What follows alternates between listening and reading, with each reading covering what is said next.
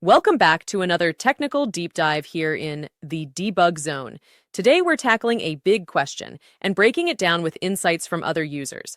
Hopefully this clears up some misconceptions and helps you get the answer you need. So buckle up, stay a little curious, and let's jump right in.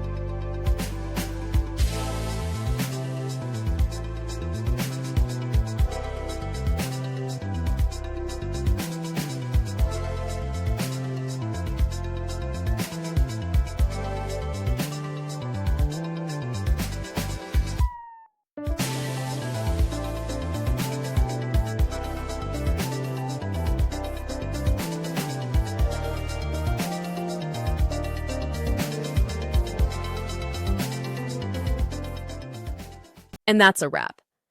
I hope you found the answer you were looking for. If you did, take a second to hit that subscribe button. It really helps out. And let me know in the comments which solution worked best for you. See you next time in the debug zone.